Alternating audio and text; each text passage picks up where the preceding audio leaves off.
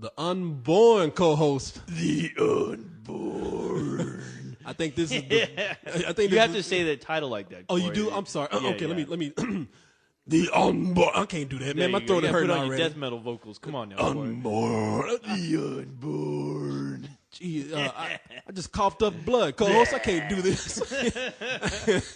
Man, I think this is the perfect pro-life movie right here. Because it tells you if you try to kill your kid, they're going to try to come back in the body of another twin. And I guess so. You're going to get a badass embryo if you do that. No, you're gonna get a pervert ghost, a pervert 8-year-old hanging around staring at you while you're changing your underoos. Yeah, that's what you'll get out of this. Wow. Yeah, what can we say about this movie? Boring? Is that what we can say? Because that's pretty much all it is. No, it is. Basically, the movie boils down to a bunch of crazy effect shots that you see in the trailer, and they try to work a whole movie into that, which it doesn't work. It honestly does bore you. There's only one saving grace, and that's the actress who is in this film, Odette Yutman. Is that her name? Yusman? That's Odette Yusman. Yeah. You know, I'll just break her name down to right. I'll call her this fine ass. No, yes, fine ass. You call her fine ass. I'll call her fine ass camel toe. Because oh my God, thank God for there are certain movies that do this, but you'll have that one shot which is the saving grace of certain films. The one in this one is definitely there is a incredible panty shot of her ass, but as soon as she turns around, we got a full-blown camel toe. She got major camel toe. Oh, my God. Like, you would not believe. It's so profound and in your face. You will fall in love with this movie. Yeah, God knows I did. Like her, from the waist down, she looks like a foot of a camel. No, I found God looking at that thing. So,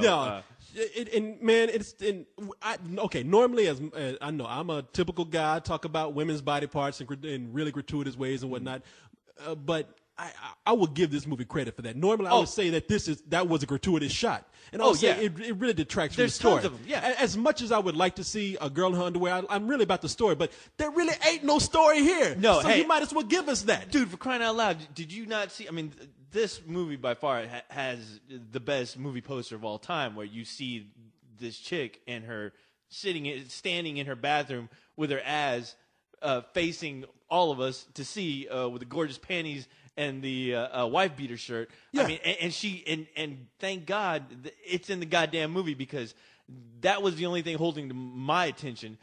And my God, there's not only one shot, there's like a bunch of shots where you see her in her goddamn underwear and in that wife beater, and holy Jesus Christ, why can't women dress like that all the time? Huh? Why can't they brush their teeth that way all the time? Because she had a regimen. This chick had a regimen. At night, she would put on her tank top, put on a little bit of underoos, which were too tight for her. Oh, thank God. She stand right in front of the mirror and brush her teeth, and she clenched her ass while she was doing it. Now, I want to get into some other things. I know we're talking about this woman. I mean, that's the only part that mattered to me.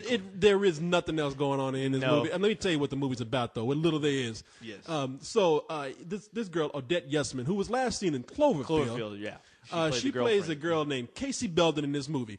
And so she starts kind of hallucinating, having weird dreams. Yeah. And about a pervert kid. About a little ghost that stands across the street and just stares. In crummy clothes, yeah. Yeah, wearing like knickerbockers and a bad coat. Exactly. You know, maybe that's why he's mad, because that ghost in Ghost World, he was getting beat up for wearing his clothes because he was such a geeky little looking ghost. But so she, and in her, you start thinking like, okay, she's on some shit, all right? Because all she's doing is walking around and seeing things look funny. She goes to a club, people's faces start melting. Yeah. She goes out into the middle of the street. She sees little kids walking by, and they disappear all of a sudden. It's like a goddamn Jacob's Ladder going on in this movie. And so normally you think there's nothing scary about this because she's on drugs. Right. She's on drugs, and we've seen this. We've all been there. That toothpaste she's using to brush her teeth is made of something else. I don't know what's going on. But then her eyes start changing colors. Oh, boy. And that's when the film gets interesting. And that's when it gets crazy. So she goes to see an optometrist or whatever kind of doctor that is, and he tells him, and he says, this only happens to people who happen to be twins. Did you happen to be a twin? And everybody can pick up on this. Yeah, I never had twins. So she goes and asks her dad. She investigates. Yeah, she says, I used to be a twin. Her dad says, well, yes, you had a twin, but he died. His penis was too long, and it wrapped around his neck and killed him.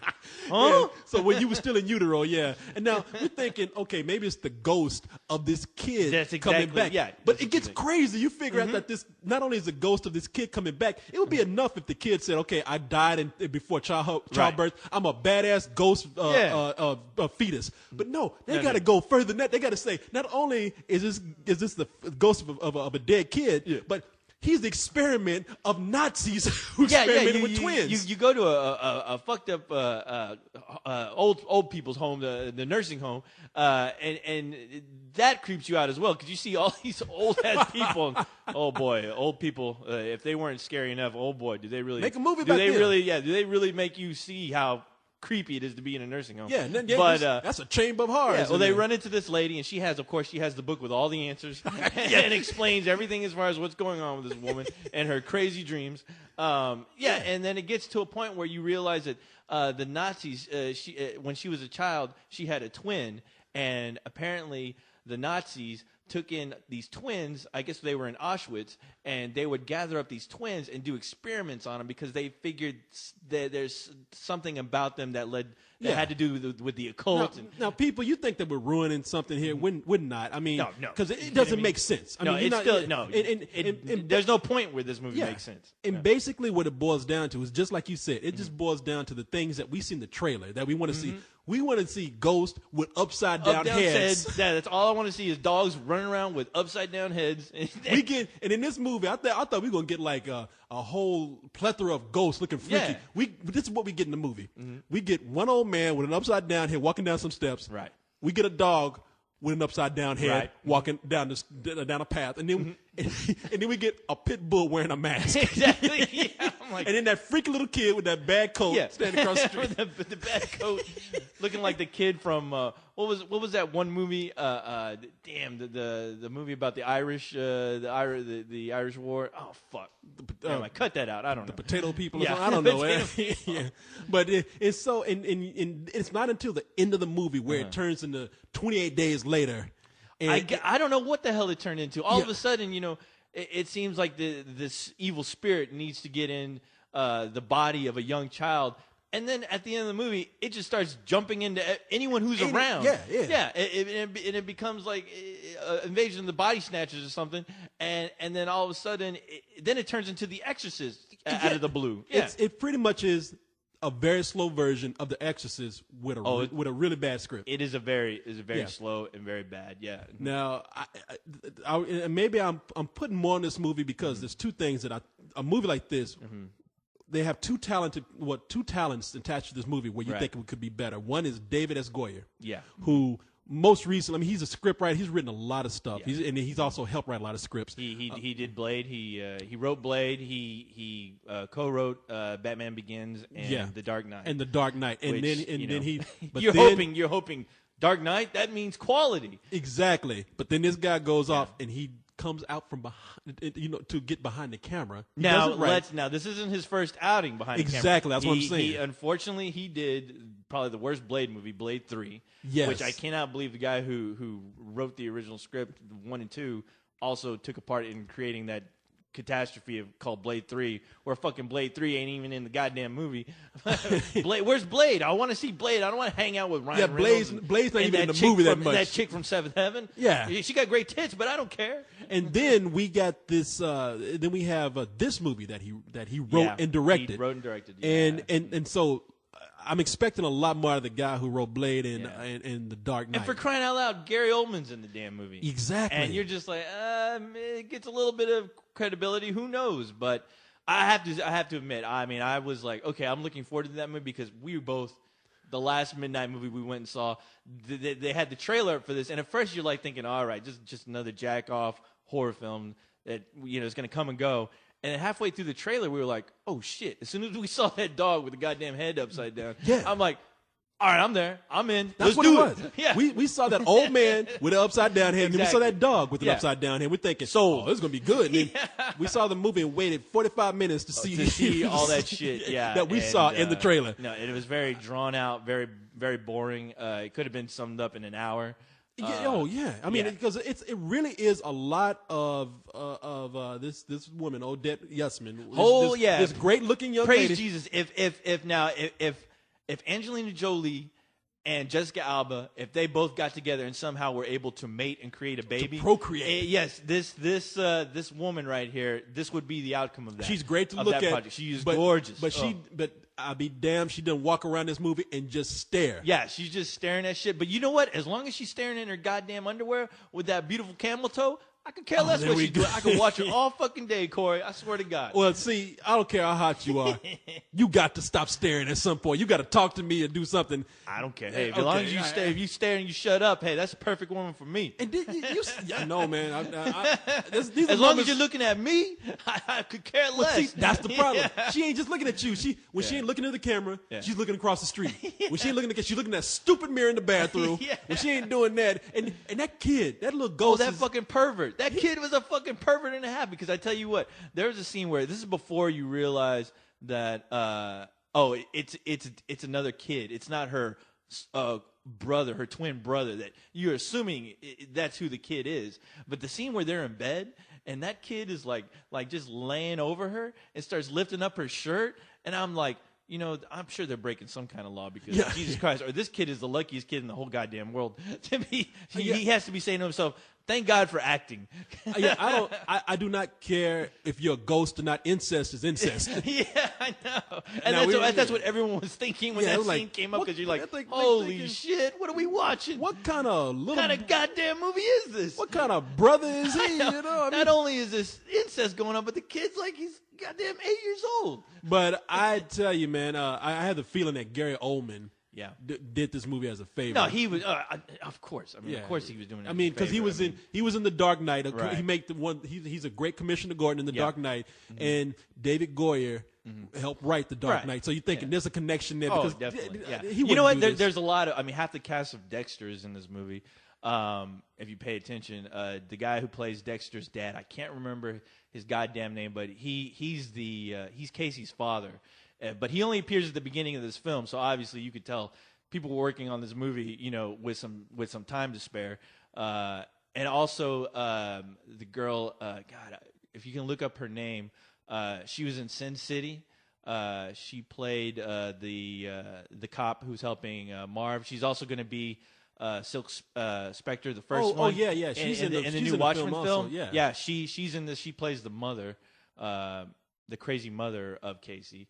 But yeah, you could tell a lot of actors basically they were like, hey, we'll do you a favor. We'll be in your film here, and and it'll come and go, whatever. It's a nice check. You're talking about Carla Gugino or something like that. Gugino, yeah. Yeah, she's a great actress. Yeah. I mean, you're giving a lot of people in this movie who have nothing to do. Oh, no. Mainly because it's centered around somebody who walks around looking at stuff. Right. And I'm really, I mean, listen, the movie does have some really freaky images in there, so it's not a total waste. We went to go see this at a midnight movie. Yes, of course. And if you go see a movie at a midnight movie with a bunch of people, it's not really bad going to see a movie when you see it with the right crowd. Right. The crowd who wants to be scared, who wants to have a good time regardless of how shitty it's going to be. It's fucking midnight. God knows what they've been doing. They're either on something, or they've been drinking, or they're just ready to scream in a goddamn theater. It's a bunch of teenagers. They just want to leave home, and they want to be scared. Any excuse. I mean, I'll tell you how scared these people want to be. I'll just tell you a real story real quick. There was a girl behind me, kind of wobbling my chair with her leg a little bit. So I turned around to tell her. It's some teenage girl. I turned around to tell her, and I was nice about it. I said, I think your leg is moving. And I didn't even get that far. Before you even did that. I said, I think your leg, and it was quiet in the theater. And she said, and it scared the hell out of me. Screaming like a banshee. Yeah, I was like, shit. I said, I'm sorry. I said, hey, move your leg all you want to. She sounded like one of those pod people from Invasion of the Body Snatchers. Yeah. I turned around like, Corey, keep your hands to yourself, goddammit. That's what I was like. I didn't touch you. I didn't touch anybody. You're going to get us arrested again, dude. I told you not to be doing that at Twilight. So, yeah, you think I learned. Yeah. So, no, that's a midnight movie. Oh, definitely. And you're not going to have that experience with any other kind of screening. These are teenage kids who are going to see this, and they're ready to they're ready to talk at the movie. I mean, teenage kids, whether they be white, black, anything, they're the new black people. They're the ones that talk to the movie. Oh, no and, shit. And if it's a dumb enough movie, everybody's in on it. And God, I love it when everyone thinks they're a fucking comedian. Oh, boy. Oh yeah, I know. But that makes it even funny because nobody cared, nobody gave a damn. Shut up. Yeah, so man, while I had a cool experience watching it at a midnight movie, those are not that. Those are far and few between. So I would say you got to rent this. No, it is fucking definitely a rental. I mean, and thank God for that, because with a rental you could push pause just for that camel toe shot. Thank God for this woman. Oh my God, I'm glad she did that for all of America to see.